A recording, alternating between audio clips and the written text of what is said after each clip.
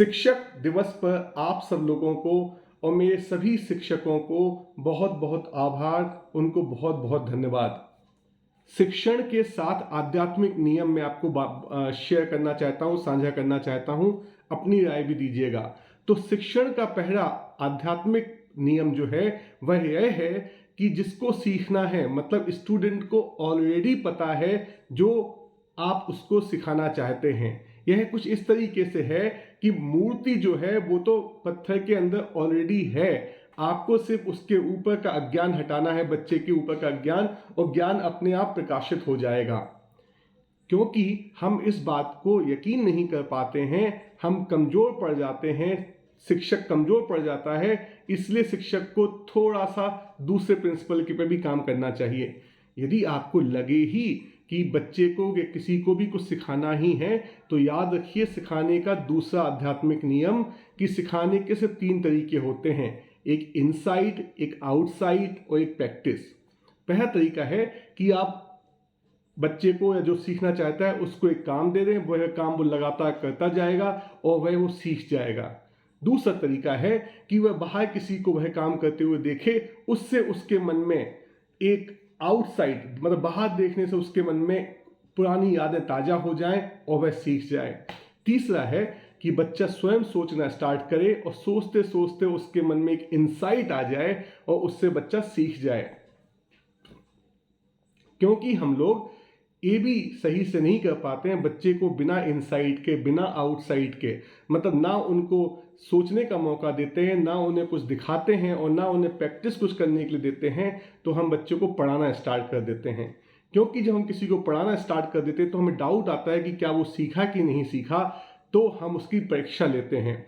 तो आध्यात्मिक शिक्षण के आध्यात्मिक नियमों का तीसरा नियम, बच्चा क्या सीखा क्या नहीं सीखा इस पर डाउट कभी मत कीजिए। बच्चे को आपने जो सिखाया उसको डाउट करने के सभी अधिकार हैं, लेकिन बच्चे के मानसिक बौद्धिक क्षमताओं का आंकलन, उन पर डाउट करने का किसी भी शिक्षक को कोई अधिकार नहीं है। ये तीसरा नियम है। चौथा नियम हमेशा याद रखिए, बच्चा कुछ ना कुछ सीखता ही है, बस आप जिस पैमाने पर उसको परीक्षण करना चाहते हो, उसका एग्जाम लेना चाहते हो, शायद उस पैमाने पे बच्चा कुछ ना सीखा हो, तो हम लोग गलती कर देते हैं और बोल देते हैं बच्चा कमजोर है। हर बच्चे को जो सीखना है वह शिक्षा से सीख ही लेता है, इसलिए कभी भी डाउट मत कीजिए कि बच्चा नहीं सीखा।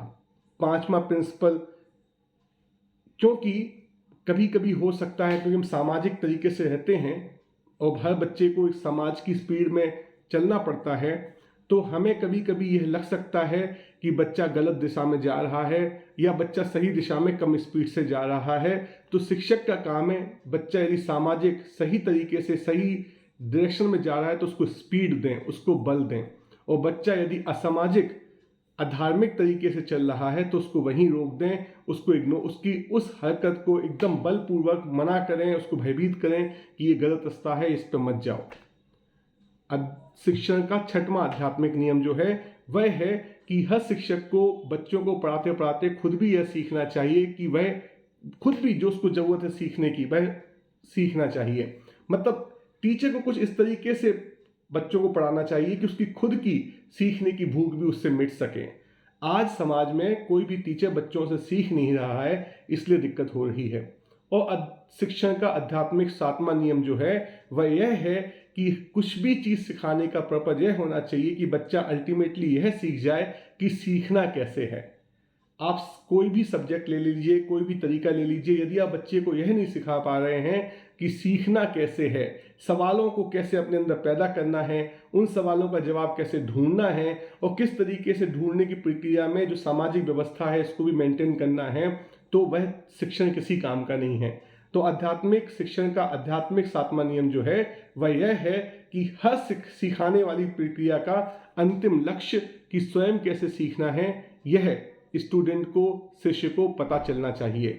तो फिर से रिपीट कर देता हूं, शिक्षण के आध्यात्मिक के 7 नियमों में से पहला नियम ये है कि बच्चा जिसको आप सिखाना चाहते हैं, जो भी स्टूडेंट है, शिष्य है, उसको वह सब पता है जो आप उसको सिखाना चाहते हैं। दूसरा कि सीखने के सिर्फ 3 तरीके हैं, इनसाइड, आउटसाइड और प्रैक्टिस।